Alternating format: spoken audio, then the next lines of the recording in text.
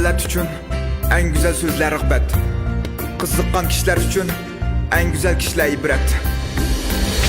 Nurtay ağacım, qanchlik balını okuttu. Qanchlik qayg'uni, qanchlik feryat, qanchlik nolni yo'qitdi. Huzurli qo'qsin o'z yurtimda boshqa yurtni qaqdimi? Hammamiz Uyg'ur ana diyarimiz endi ko'p bo'lib qoldimi? Mahmud Yusuf Navoiylar bizga emas rivoyat. Ayni chog'da bir hamdonlik, bir gullangan diyonat. Janub shimol qayqaytiran kim chiqargan siyosat. Bir qavmni ung'i bilsang kimga bo'lar qiyomat. Uyg'urim bek yiqimliq, millatim menga himoya. Bu bir uzun hikoya, so'zlar emas kinoya. Mayli Keriya, mayli Koreya, nadili bor shuhrat qozon arkadaşlar misaya. Uygurluk onu keçelmeysen, Uygur namını yoxtalmaysan. Tomurlarındaki hakkını ispat, Uygurluk ondan tanalmaysan. Meyli sen özgürlük bak, biz qınmıgan işini qıp bak. Hayat sür özgersen bu başka millet bulalmaysan. Nurgun işler sıkışmaslı, kızıqallık yıldızı. Paskın gepler herkes emez, bir milletten gep sözü.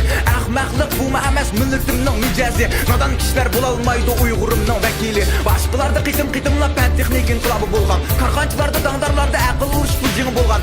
Ama bugün mende neccesi çok. Bana akıl ülkekide kişiler arsıda öndidar jini boptu. Qolchilik örümchilikni tillabdi, örümchilik qo'ljini. O'zini tillab to'ymab qo'shibdi otisi ham onasini. Jamiyat bizni usulga solgan oxirlashmas sozmidi. Bizlar qiliq chiqarib baxmasa boshqa ishlar ozmidi. Faxrlanaman chunki men Uyg'ur, qavmim pokiz, bir go'zal tuyg'u. Alloh hamra, duolar hamra. Dostlarımga insaf tileymen.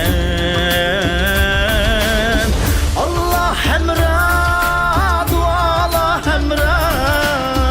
Dostlarımga insaf tileymen. Ben bir Uygur oğluyum, 19 yaş. Mayli nelik bo'lishimdan qat'iy nazar, men Uygur. Atrofimdagi ishlarni ko'rib, so'zlamay turolmadim. Gap sözümün bir adamga foydasi tegsa, men shuning shukri. Bular har bir kichik buyruq emas, chaqiriq.